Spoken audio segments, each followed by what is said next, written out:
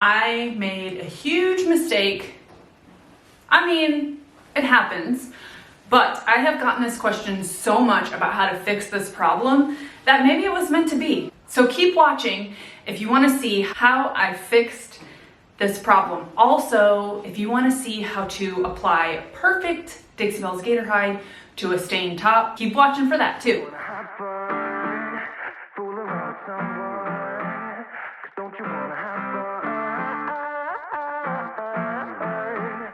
If you can see the top of this, you can see that it looks blotchy.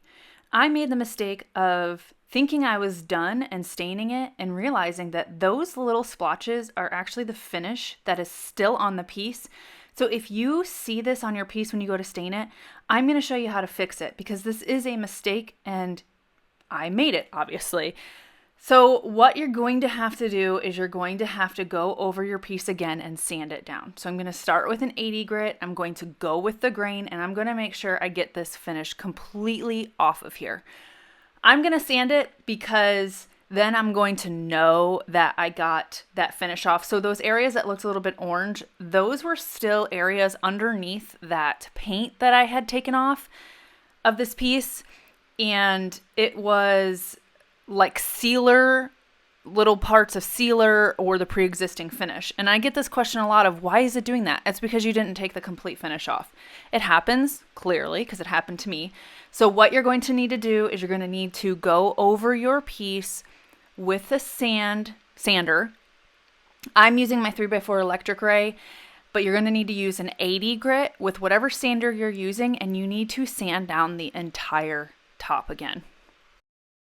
Okay, so I'm going to show you right here that on the left is not sanded and the right is sanded. And I'm going to spray a little bit of water on here so that you can see how you are supposed to tell if the finish is on there. And you can see where my finger's pointing. That is, even though it's a small spot, that needs to be sanded off because that is the pre-existing finish that was left behind after I sanded because I didn't realize it was still on there. So what I should have done is what I'm about to show you what you need to do. So when you sand down the entire finish, you're going to just mist it with some water. Don't worry about it. You don't need to soak it. And this will allow you to see what the finish looks like with stain or poly or whatever you put on it. And when you do this, you'll be able to see the inconsistencies and imperfections. That's what you need to do before you stain it. So that's what I did for here to show you. Now you can see over here to the left, those are just areas that need to be taken off and it ended up looking splotchy. So I'm going to continue to sand this entire piece or sand this entire top down with an 80 grit sandpaper. And then I'm going to show you again how you can do like a quality control check on your piece first before you put stain on it to make sure that pre-existing finish is off. So make sure you sand the entire top down. If it is veneer, just be very careful. Don't blow your veneer. Don't over sand it.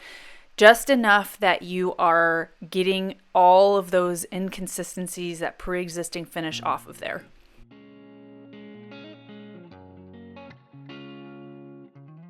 Still want to make sure that you have a smooth top. So I'm going to go over this after I'm done with the 80 grit with a 120 grit to kind of smooth it, help get all the inconsistencies off. Although the 80 grit probably got all the inconsistencies off, I'm still going to do 120 grit. After I'm done with the 120 grit, I'm going to take a tack cloth. So a tack cloth is sticky, and what it's going to do is pull all of the dust off that I have on here. Now I am using my Surf Prep and I have it attached to my vacuum so I don't have dust, but you never know. Now I'm going to take a damp rag and I'm going to go over the entire piece. And what this is going to do is going to allow me to see any inconsistencies in the finish. So you can see right here, it's wet. It's not sopping wet, but it's wet enough that I can see if there's going to be any splotches, if there's going to be any problems once I put my stain on here. And this is something I should have done before, and I normally do. I don't know why I didn't. Like I said, mistakes happen, but you can see that it's completely off. So now it's ready for stain. I'm going to be using a water-based stain by Dixie Belle anyways, so I'm not worried about having the top completely dry because I missed it to allow this stain to move easier. But if you are going to go in with an oil-based stain, you need to make sure that that wood that you just use the damp rag on is completely dry before you stain it with an oil-based stain.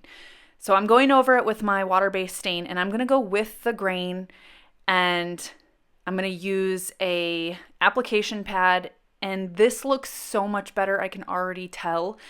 And the reason why I dampen it is so that it goes on smoother. It just looks nicer.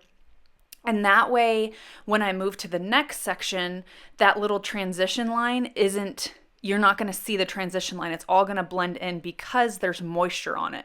So again, I'm going to mist the surface, put the water-based stain. This is Voodoo Gel Stain in Tobacco Road. I'm going to put that on there, and then I'm going to rub it in going with the grain. So I'm going to go and put it in that section, and then I'm going to go along the entire piece so that everything is cohesive and there's no transition lines. And this is going to look so much better than it looked before.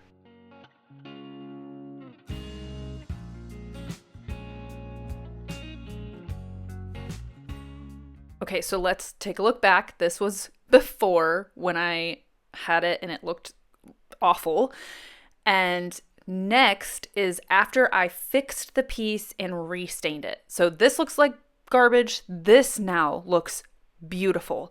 So it is definitely something that you can fix.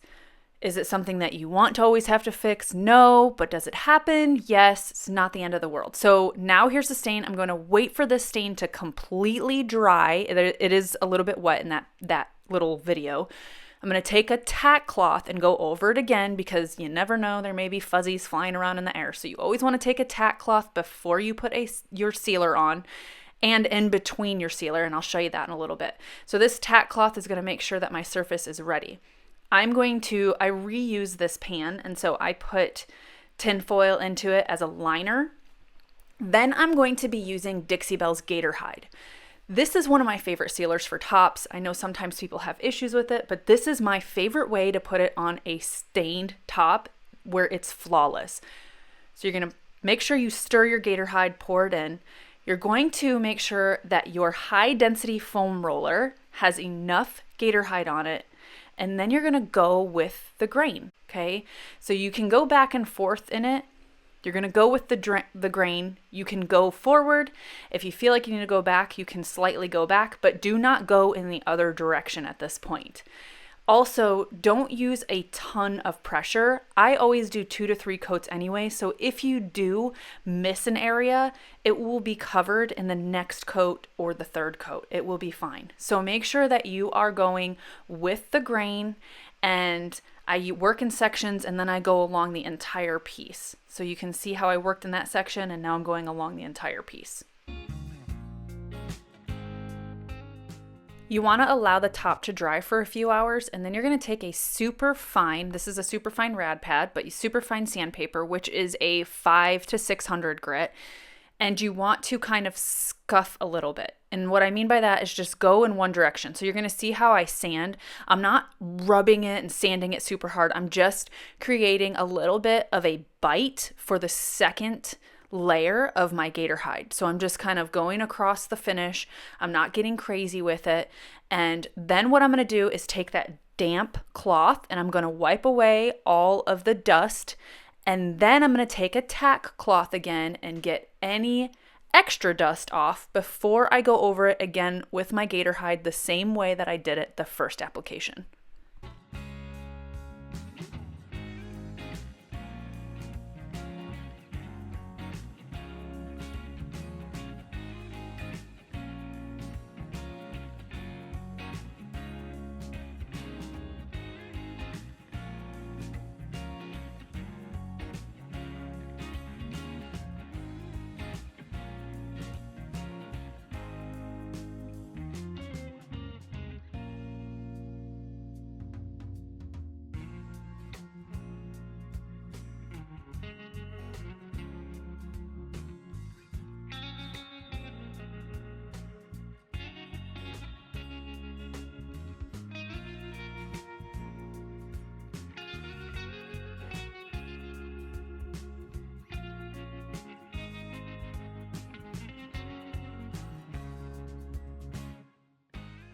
Just remember not to push down super hard with your roller so that you don't create bubbles.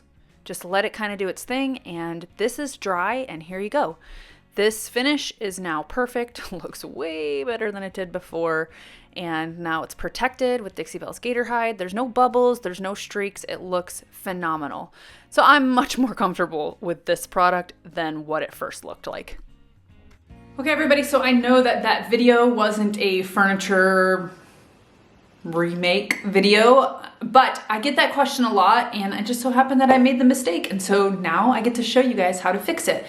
It's something that maybe to be cognizant of so you don't have to go back and fix it, but I did want to show you that if you have to go back and fix it, it's not the end of the world, and you can make the piece nice and beautiful. Again, I think taking the paint off and then taking the finish off and sanding it, I skip the step of really looking at it to make sure that all the previous finish underneath that paint was off, and we were going on vacation, whatever, no excuse. I should have known better, but mistakes happen, and even someone who does this all the time makes mistakes, and so my mistake is now your education. So I hope you found that video helpful.